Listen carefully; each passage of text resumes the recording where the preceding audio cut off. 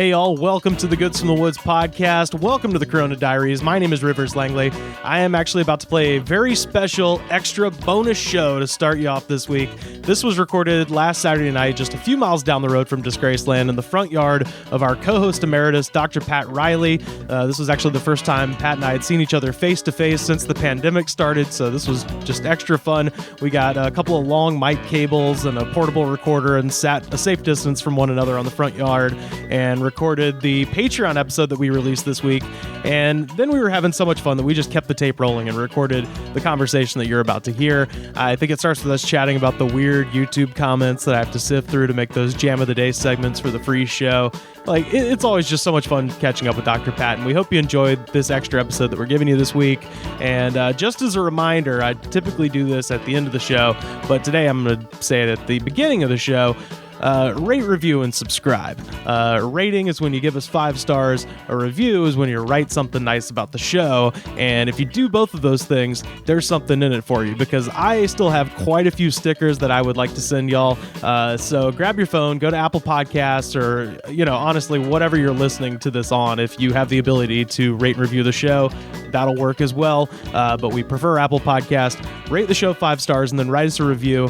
It doesn't have to be long. It can literally just say, good show, or I like it. The algorithm rates that exactly the same as if you read a damn novel on there. So anyway, review the show. Send me a screenshot of that review at Rivers Langley or at The Goods Pod. Both of those DMs are open, and I will send you some of our brand new extra sexy stickers. That's right. So just message me a screenshot of that review, and we'll get your address and all that stuff, and I will send some stickers directly to your house. So thank you so much for listening. Thank you so much for y'all's support. And now enjoy this week's bonus extra episode with me and Dr. Pat. Hey, I'm 14 years old, and I'm listening to the Starland Vocal Group. None of my peers listen to mature music like this. No, there's so many of those on those on the YouTube things that we play sometimes. There's people being like, I'm 14, and no one likes this kind of music, but I fucking do. My friends are stupid. But none of my friends are mature enough to be fans of Grand Funk Railroad. I was about to say, none of my friends listen to Going to California as much as I listen to Going to California. And it's because they suck. I am ostracized by my peers because I love James Gang. And I am 11 years old. The one Jam of the Day that we tried to do with like the boomer stuff was Glenn Fry's You Belong to the City. Yeah. And there were so many comments that were just like, I miss my youth. Yeah, it's always, I miss my youth. Or they used to make real music like Poison. It's like back in the day, you could turn on the radio, pop radio, top 40, and you could hear Unskinny Bop, and that's when music was real. Damn it. Yeah, there was a ton of that, and then there's also a bunch of like, man, I'm glad I quit cocaine, but boy, it was real fun. Yeah. A lot of that on the Glenn Fry stuff. My the one that I love, and this is like a trope amongst dads of our generation, is on the BTO, like Bachman Turner Overdrive videos. Ooh. They always say, I went to the BTO concert at such and such place, and it was the loudest concert in the history of the state. Like that's the story. And my dad has that story where it's like, wow. It was the loudest concert in the history of New Jersey, Bachman Turner Overdrive. Yeah. I like Taking Care of Business. I do not like that song. I would very much not like that blast at 140 decibels. Well, what's their other? They have another famous song. You Ain't Seen Nothing Yet. You Ain't Seen Nothing Yet. That's it. Baby. I ain't seen nothing yet. But it's funny because like, if they're the loudest band, they're 2 famous songs. Why would those need to be loud? Yeah, they're such like kind of like. If it was rocking, I mean, it's like the 70s. It's like blue, if it was Blue Oyster Cult, absolutely. But, Yeah, you would not imagine Bachman Turner Overdrive setting sound records. Yeah, Bachman, but those YouTube comments are just amazing, where they just have the things where it's like there's themes to them. But yeah, there's all the other ones in there that are just like, Shirlene, I love you, and it's like calling out into the distance. I am the one who's so far away. Yeah, dude. Like, obviously, butt rock songs are very much prime for that. God, I'm trying to think of a good one. Maybe like Coal Chamber with Ozzy Osbourne, Shock the Monkey. Ooh, because you probably get people that are like, or oh, dude, Careless Whisper by Shinedown. Come on, that's going to be the best one, because you'll have the people that will be like, oh my, it's so much better than the George Michael piece shit, and then they have the other people that are just like, I miss you, this is our song. Yeah. And then you have the other person that's like, I'm 12 years old. I love it. And Shinedown is my favorite band on the planet. My junior high is filled with idiots. Yeah, my junior I high. hate. Yeah, everybody's listening to Migos and Tyler the Creator, and I'm just sitting here. Yeah, I like Shinedown. Yeah. I've learned to draw their logo perfectly on my notebook. It's just like, it's so funny because it's like butt rock is like. Like butt rock is cool.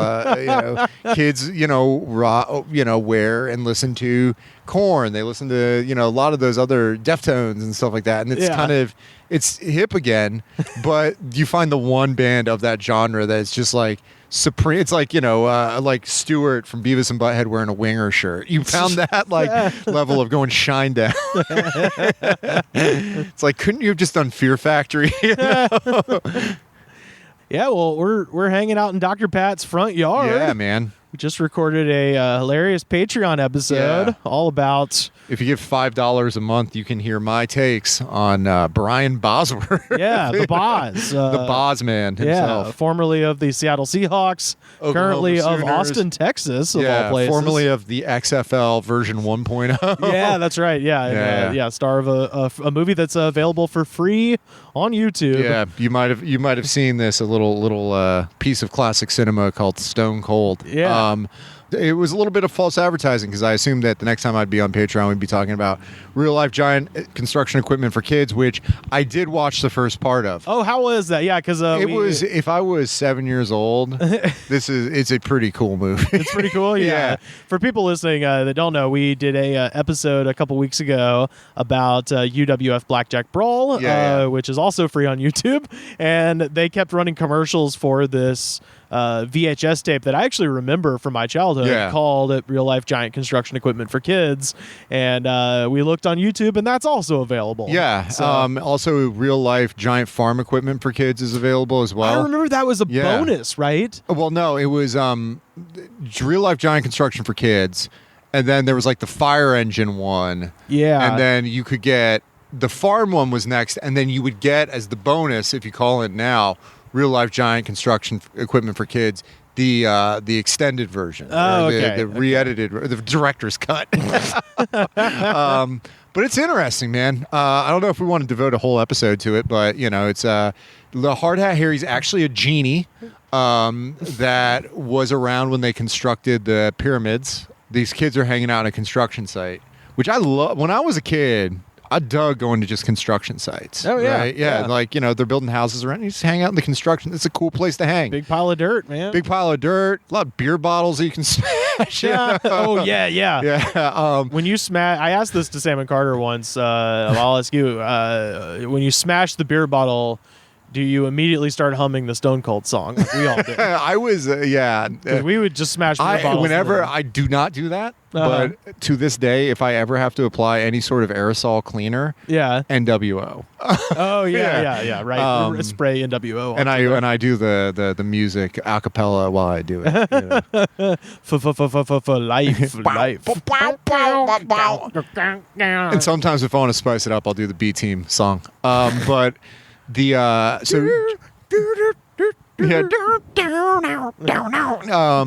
but they're hanging out at a construction site, and they find a thermos that's hanging out. Which you do not want to open a thermos in a construction site because if any receptacle that's hanging out in a construction site, likely has either pee, Yep. dip spit, Yep. or cigarette butts, or a combination of those. Yeah. But they're like, hey, let's open up this this thermos, and inside of it comes a genie, Hard Hat Harry, and Hard Hat Harry grants them a wish. And what do they wish for? They wish to see the biggest, craziest, realest giant construction equipment. And Hard Hat Harry's like, hey, I'm Hard Hat Harry. That's my specialty.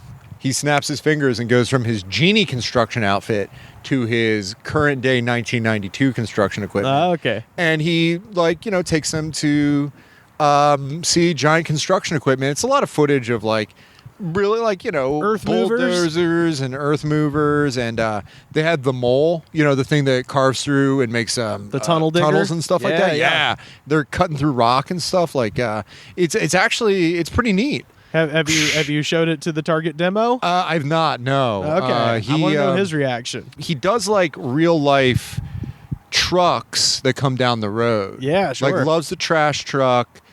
We had a forklift.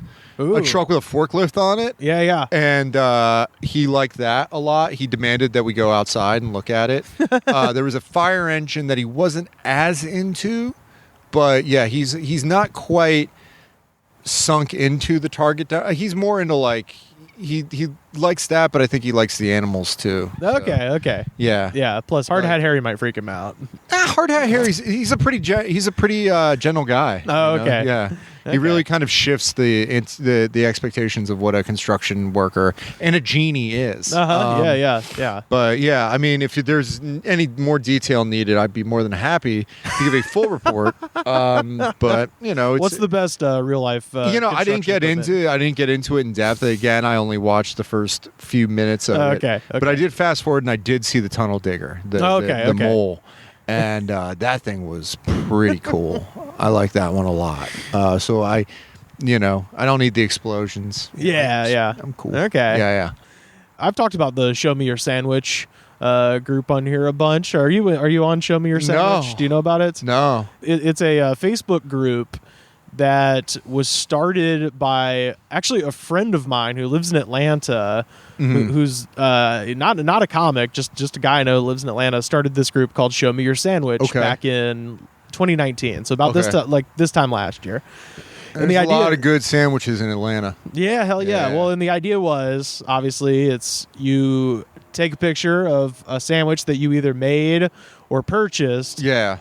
The rules are no fast food. Okay. And hot dogs are not sandwiches. Really? Now that second part is contentious. Yeah. But there was a hot dog long, is a sandwich. I think so too. But a hot dog in a bun is a sandwich. Because it's a sausage if it's sandwich. not, then where do you draw the line? Was always my point of if a hot dog's not a sandwich, then that means is a lobster roll a sandwich? What about a salt? Yeah, it is. Yeah, it is. Yeah, it's basically in a hot dog roll. Right, it's in a hot dog bun. Yeah, there's nothing. Anyway, that was like a week-long fucking debate, and they finally settled on those are the rules. Yeah. No fast food, hot dogs are not sandwiches. It started off innocuous and very positive when it was still under 1,000 members. Yeah, and that's the critical mass. It was one of the most positive Facebook groups I've ever been a part of, because literally you would just be like, hey, there's a BLT I made with, me, for instance, I grow tomatoes in my backyard, so I was like, homegrown tomatoes, BLT, and people were like, man, that looks good, and it was fun, Yeah. And then I could scroll and look at other people's sandwiches and be like, all right. As soon as they broke 10,000 people, sure, for a long time, it had just been mostly shit posters, posting things that were disgusting, you know? Yeah. And there's a time for that. There's a place for that. But you save it for your own. Make your own thing. For your Dookie burgers. And, right. It was just gross, Yeah.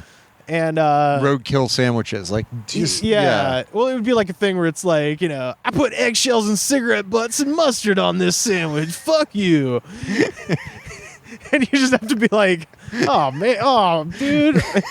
Because I'd get into a zone with that website of just it was just fun to scroll and be like, ooh, man, maybe I'd be good at making chicken parmesan, that kind of thing.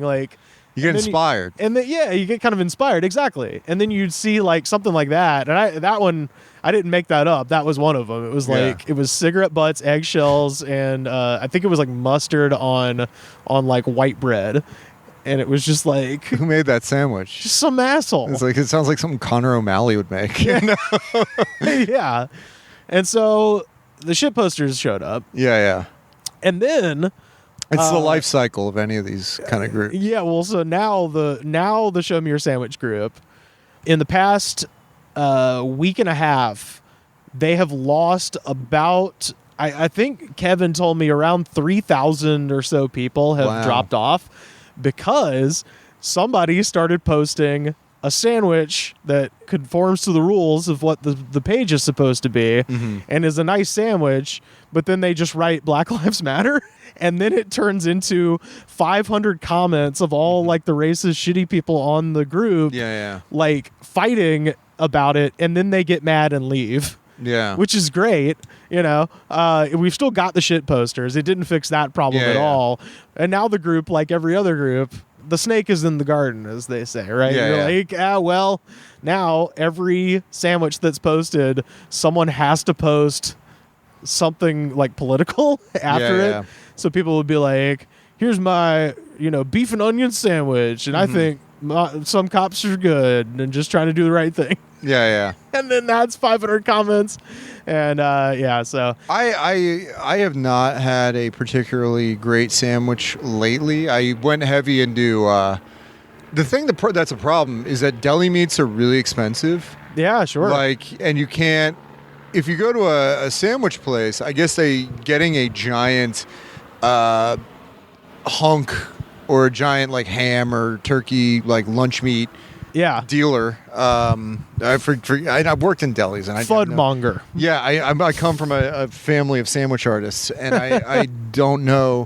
My mother is a sandwich artist, and I don't know quite what the large deli meat things are. But I was going heavy into that, and it gets very expensive very quickly. Buying like, I want to make an Italian hoagie. You got to buy a capicola. You got to buy mortadella. You got to buy all this sort of stuff. And it just, it's like, oh my God, I just spent, $30 making these 2 sandwiches. It's ridiculous. I got really heavy into chopped cheese though, which, chopped cheese was awesome. and then I, looked at my blood pressure and it was like, I quit smoking, but my blood pressure is quite high. I think it might be the fact that I'm eating chopped cheese sandwiches. Man, it's tomato season, so I've been doing lots of BLTs. Yeah, loving that. I don't know. I do miss having a garden. And by the way, for those of you that this is completely not a visual medium, I'm sliding down my front lawn as we speak. Rivers brought a camping chair. Very much. Did you get that from Bass Pro? I think this is a Walmart. Okay, it's Coleman. Sure, yeah. We, just Boy Scout style, always prepared. Be prepared. I'm wearing. I've got a park blanket that has no friction, and it's on St. Augustine grass. So I'm just sliding down my front lawn very slowly, wearing just schlub clothes because that's all you can really wear now. I just did the job on these on my favorite pair of jeans right here. Yeah, got the Stone Cold Special. Oh man, going on now. I got so much crap in college for wearing cutoffs. Oh, dude, it's the only reasonable thing to do when your jeans acquire a large hole. I see. It's funny because my jeans. It's actually I don't get holes in the knees.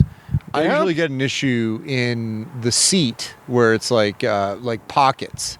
The back pockets will, and I don't want to give everybody the impression. I don't quite have a Hank Hill butt, but I'm definitely not I'm definitely not. I don't have a donk or anything. Yeah. But usually it's the pockets.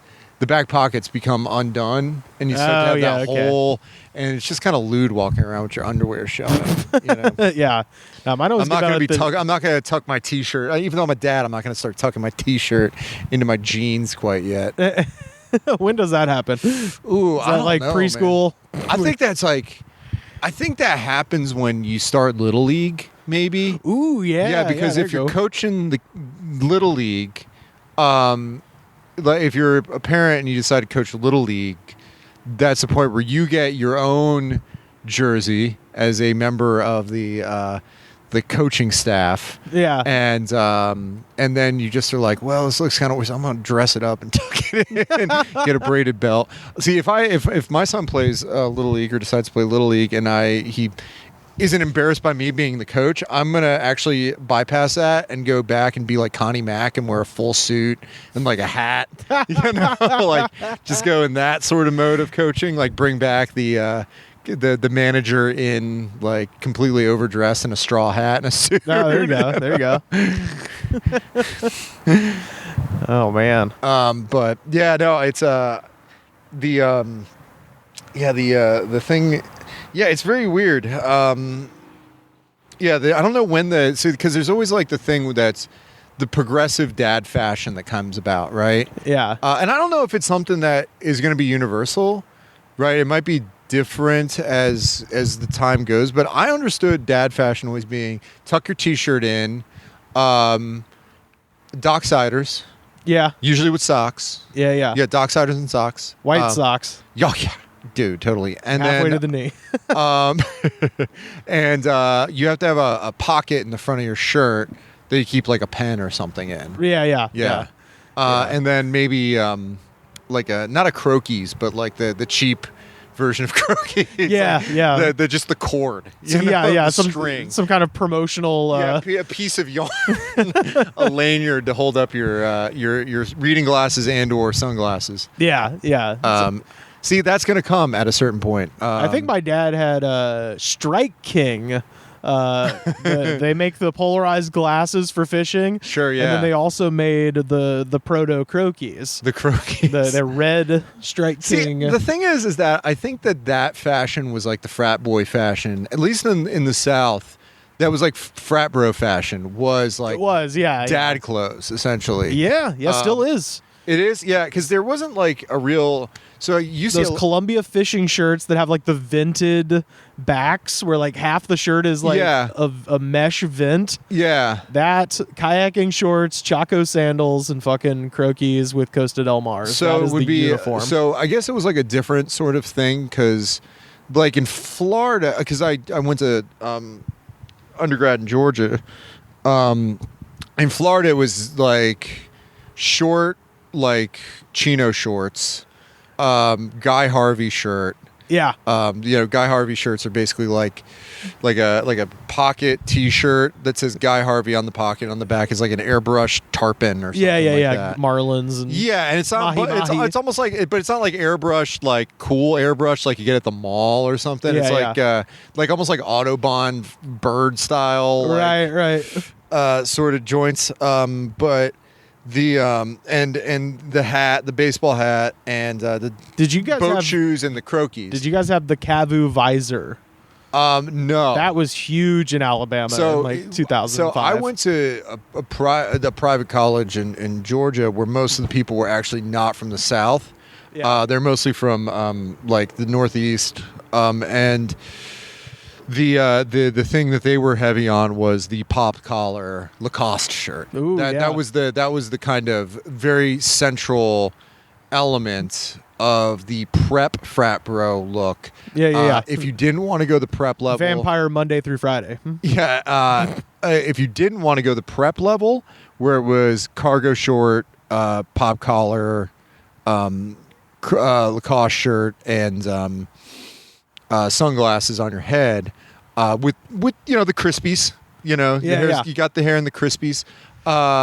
It's either that or I haven't got my hair cut in a while. Free promotional like Willie's Burritos shirt and pajama pants. Yeah. And that's like all you wore all the time. That's your party attire. That is your bar attire. You look like you just look like Adam Duritz, I guess. I don't know. You dress like Adam Duritz in a promotional T-shirt. Yeah. And the more promo free stuff, the better. Even though you're, yeah. I feel like I got almost all of my clothes, and this is still true. I don't know why I'm saying this in the past tense. Almost all of my clothes come from either like concerts or JCPenney.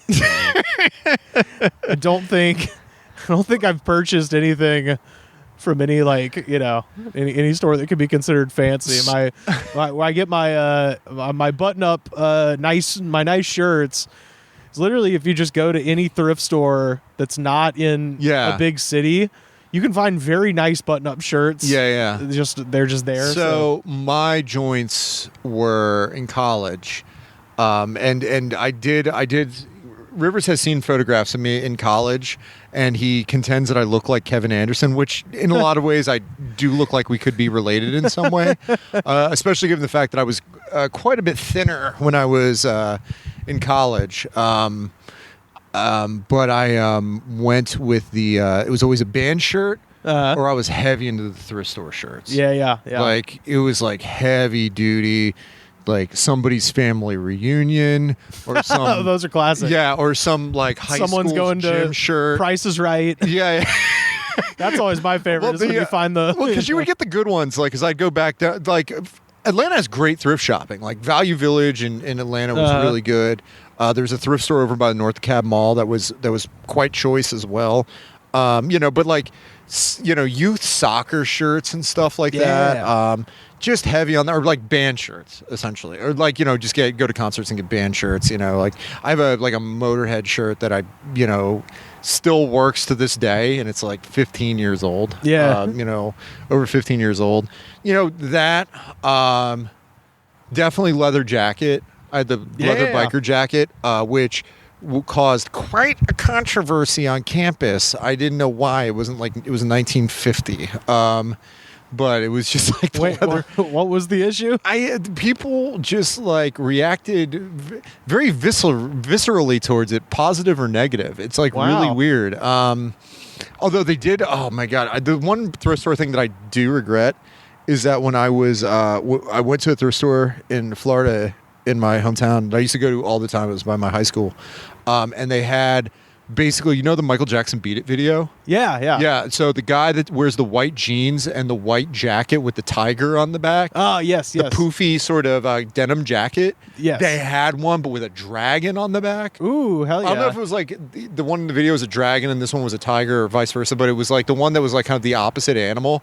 And it was $20, and I just never got around to buying it. And to this day, I still regret that I never bought it, because I would have loved to have just walked around like college with that and a pair of like white jeans and just like looked like Razor Ramon. But the this is I'll put this on our Twitter so people can see it. There's my leather jacket. Oh, nice. Situation. Yeah, I had the straight up biker jacket, like the one with you could put epaulets on it and stuff. Which I did. Mine was more of a Viscera, a Big Daddy V. Viscera corporate ministry. It's like a bookie jacket. It's like you're going, or like you're going to it's an an OTB jacket. You're going to the OTB. Yeah, to bet on the ponies over at Aqueduct. I mean, it's one of the few things that fat guys can do. Is have a big leather jacket like I had. So I was I'd like back when I was in school, like in college, I was pretty waifish, because I didn't eat a lot. Skinny guys can do it too. I'm just saying for me, it's a look that you can, but you are going to look like a bookie if you're a fat guy with a big leather jacket. Yeah, you're going to look like the guy that is got, hit the trifecta at Aqueduct. But is losing over at Plimlico. And can't simultaneously. Stop giving money to the gals at the Bada Bing. But so there was and I'd wear skinny jeans, and then I was heavy into just Doc Marten boots. Like I'd wear Doc Martens all the time. Yeah. But the thing was that I would do the cutoffs, right? Because A, it's economical, and B, I'm from Florida. Yeah. The Florida state flag is a pair of jorts. And I would get static over that, man. I mean, it's not necessarily the most awesome thing but I thought it was pretty cool, like having jorts, Doc Martens, and with the striped socks that just kind of stuck a little bit over. I thought that was kind of a tough look, you know. Yeah, yeah. Very Raven, I think. Very Raven's flock. What about me? But yeah, no, it was but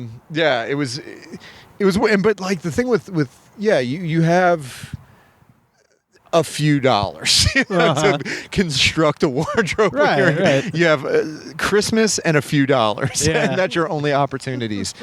And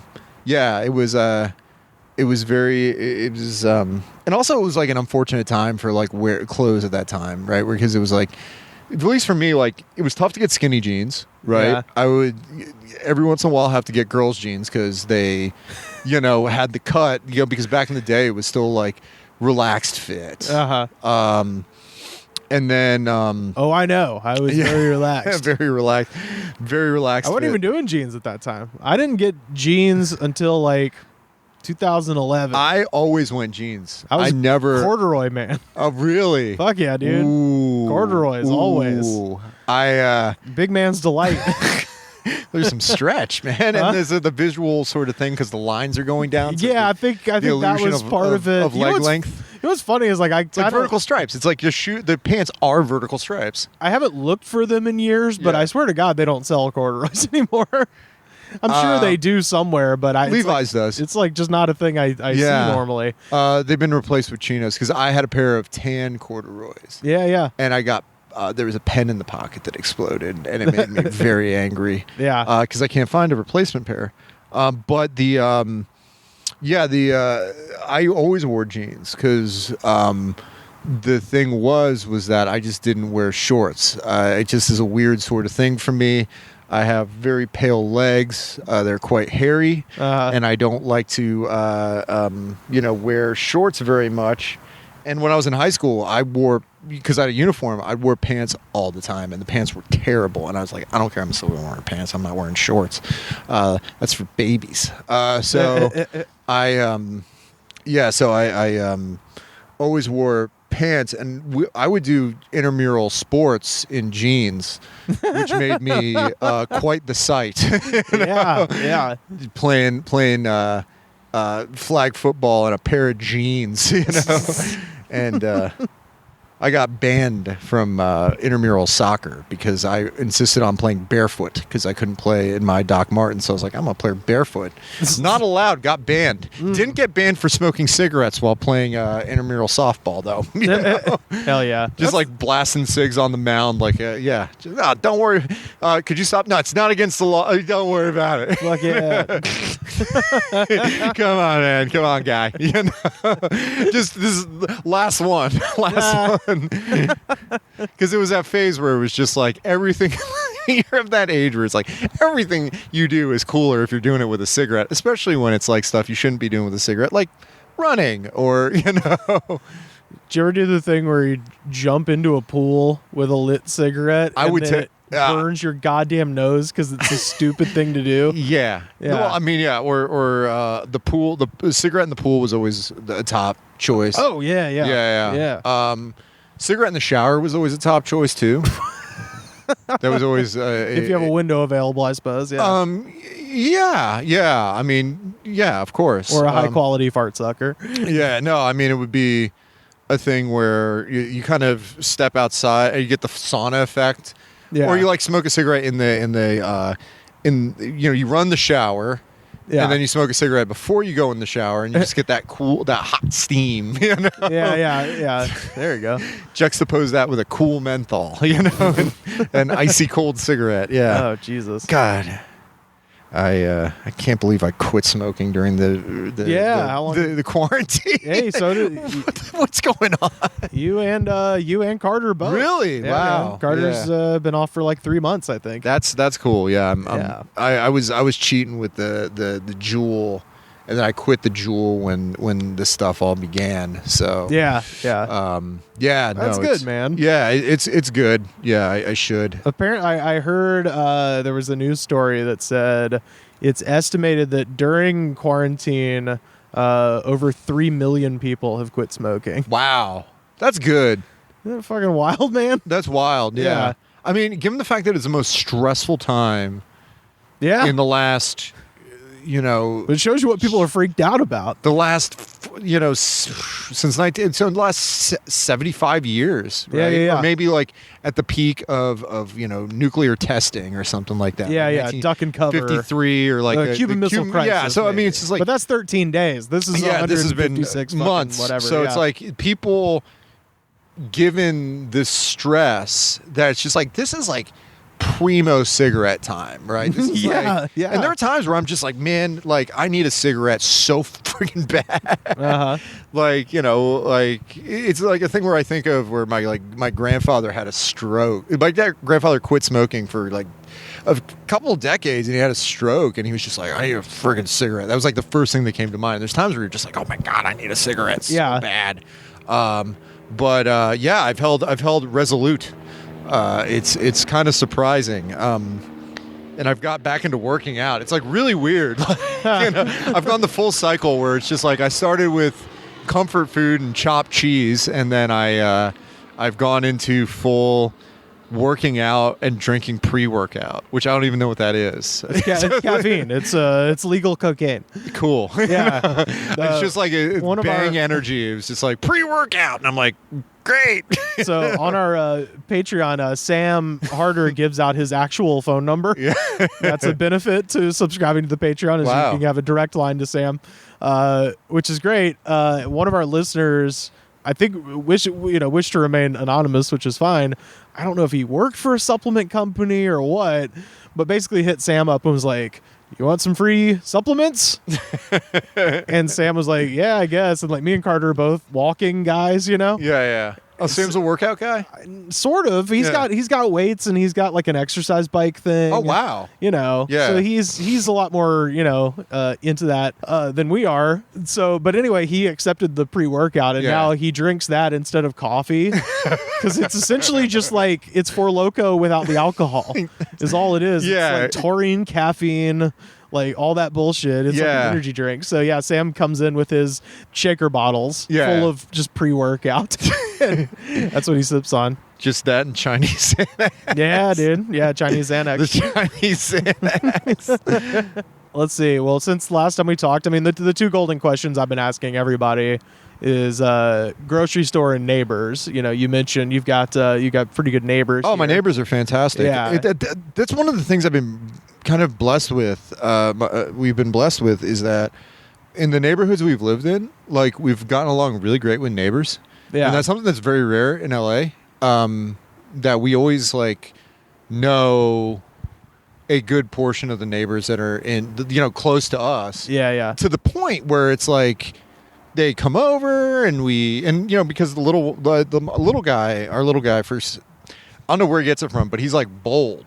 He walks up, very social and stuff. So he basically likes to talk to the neighbors and give them presents. Like he finds rocks and he like kind of gives them rocks and stuff, or like flowers or what have you. So we're good with the neighbors. The grocery store thing, man, it's like, I don't know. I go way too much. Yeah. I mean, you haven't seen any, because like I saw a meltdown a couple of days ago, but apparently it was like a lady who's always in there causing problems. Yeah. And they were... The reason that she got in was because the security guard had smoked a blunt and was too like high, and so she like got past the security lady and like got in the store and started yelling at people, and then they were like, oh God, she breached the defenses. So it's insane because I have not seen anything really dramatic. Yeah. And that's something that I've been very surprised with, given the fact that I've been going to the grocery store or CVS all the time, because it's like I got to get milk, I got to get diapers, I got to get something.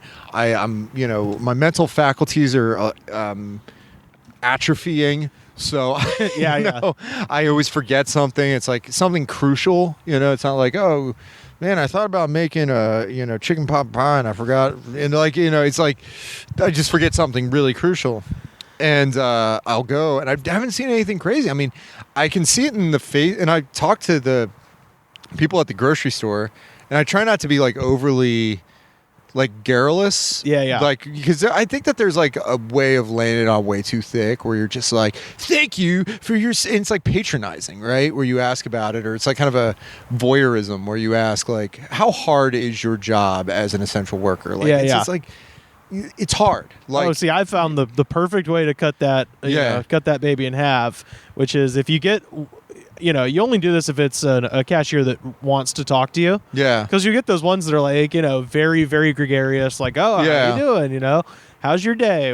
What are you up to today? That kind of thing. Yeah. So only if I get one of those. If I don't get one of those, then, I'll just, thank you so much. Have a good day. Slide it on real easy. But if I do get one that wants to chat, I will just always be like, what's the craziest shit you've seen since March? And that is such a better commiseration thing. I never had to work. I never had to work a job like that in the middle of this particular situation, but I do know the nature of working those types of jobs. Oh, yeah. And most of it is a sort of commiseration over bullshit. Yeah, I mean, I've never worked in... I myself have never worked in retail, but I've worked in the service industry quite a bit. Yeah. And there are just horror stories where it's like you have an experience, like with if you're talking to somebody who's a barista, and I worked as a barista, like you can definitely just swap. I think you referred to it on this podcast as the brown water trade. The brown water trade, yeah. I've said that to a lot of people. Yeah. The brown water racket. And like, I mean, there's people that are artisans and stuff, but I certainly like just the thing of people that it doesn't matter if you can burn the milk and they don't care. Like that sort of level of barista. Yeah. Like that level of barista. I use my protein shaker that they gave me to make iced coffee. Yeah. It's like, it's not the thing of like going to Octane. Well, this is an Atlanta reference, but Octane or something like that. Yeah. Or you get latte art. It's like workman-like coffee. Getting made by somebody that was trained for the last like 2 hours of training to make like a menu of dishes, and is like making like, hey, who can make the weirdest tasting latte? Let's put all the syrups in, syrup suicide. I'm not proud. I go to Whole Foods quite a bit. The one in Pasadena. It's weird because, generally it's spaced out, but from time to time, like, there are the people there that are just, they had one person that came through and they were mad because they took too long wiping down the conveyor belts. Because if you go to a Whole Foods, they wipe down the conveyor belt every time, right? Yeah. And it's like, it took too long. And then they air all their grievances about, like, it's like, dude, this person, like, isn't getting, they're doing their job, right? And they're getting, maybe not getting paid a living wage. It's just right, like, dude. Joe Raines works at Trader Joe's. Yeah, and he, there was that story of that woman in North Hollywood freaking out in the Trader Joe's about the mask and all that shit. And Joe brought up the point of like, if you think this is unique to this store, you're out of your mind, because they're all like this, and they were like this before the pandemic. It's full of insane people. Yeah, because I mean, people definitely unleash when they go into. I mean, there's like a sort of thing where somebody like goes into a fast food restaurant, or they go into a Starbucks, or they go into a retail store or something like that, and they just like. People just go off. They go mental, and they just act in ways that are completely irrational. And I mean, it's not even a thing of like people associated with like, the sales after Thanksgiving. It's like, people stampede in and beat the crap out of each other for a flat screen TV that's like 25% off, right? Yeah. But like that happens all the time. Where you have people that act like really crappy, and just in ways that are just. You just are like, what? Like, did you short circuit? I did see, and this is not quite that we're talking about, but I realized I haven't told this on the show. A couple weeks ago, I did see it at Walmart. I heard a commotion, like somebody yelling in the aisle over. And of course, I'm shamelessly nosy, so I was like, all right, what's happening? So I like left my cart in the aisle and like walked over to where I heard the commotion, and it was this like older lady was like pushing a cart like away, and then this younger lady who had tribal like tattoos like on her arms was just yelling, and she was just like, "And you're fucking old, and you fucking ugly. Oh man. And she was just yelling at this lady. And I was like, what's happening? And then she like got back on her phone. She's like, I'm sorry, my ex-auntie is here and she is being a bitch right now. And I was like, oh, it's some family shit. Yeah, All right, yeah. cool. And it was fun because then I turned around and there was like 5 Walmart employees that were also chit-chatting. I was like, yeah, it was her ex-auntie. Like, it's a family thing. I explained to them what I had learned from going over there. So. I mean, that's one thing that living in Los Angeles. I mean, you go out to Walmart, but I don't know if you had this growing up, but like you grow up in a place where there is not a darn thing to do, especially at like 1 a.m. You've been hanging out with your friends. Oh yeah. You've been driving around or loitering or whatever you do in a place that has nothing to do. You go to Walmart. Yeah. And there are just things that you'd see at Walmart. People would go to like hit on people. Like it was like a spot where you'd like cruising, man. Yeah. Like, you find a girl down at the big bin of $5 DVDs. Like, oh man, you like License to Drive too? Wow. You've seen The Condemned. Wow, I can't believe they made a sequel to The Mask. Yeah. With Jamie Kennedy. I know. Just like, yeah. That's the unrated edition of Van Wilder. You think it's scandalous, but actually, it's not. Just that was like the thing where you would just go into Walmart and hang out. Like it was just a weird sort of existence that is just bygone, living in a large city, which I don't know what kids do if they do that here, or if they just like, You go to 7-Eleven. Go to 7-Eleven. I see him hanging out at the 7-Eleven. Yeah, go skateboarding or something, like... Yeah. Like, they're probably the same, but like you have this image in your head of them doing like crazy fun stuff and not like going to Applebee's and like just drinking massive amounts of soda. Yeah, or getting on YouTube and just being like, I'm the only one in my class that appreciates Pink Floyd. Just like sitting there, it's like everybody's all popular at the football game, and they're gonna go hang out in the Hardee's parking lot and smoke CBD oil. But they're stupid because I'm 14 years old and I know the real thing, and the real thing is Ram Jam. I am 14 and they don't understand real music. Crash Test Dummies. Kids my age are immature and they really don't understand good music like Toad the Wet Sprocket. I live in the Possum Kingdom. Do you want to die? do you want to die? Well, this was fun, man. Let's do another one of these. Yeah. Pat, where can people find you online? I am on the internet. I'm on summer vacation right now. Yeah, me too. I should be doing research, but I am. I'm doing research right now, and it's going pretty good. Hell yeah. Find me on Twitter and Instagram at Rivers Langley. And of course, the best way to support the show, head on over to patreon.com/thegoodspod. This week, Pat and I are talking about Brian Bosworth in Stone Cold. Yeah, it's great to talk to the in a full live capacity, not through the phone or through Zoom. To all of you that listen to this podcast, I miss being a part of it. It makes it difficult to participate because of the conditions that we're in right now.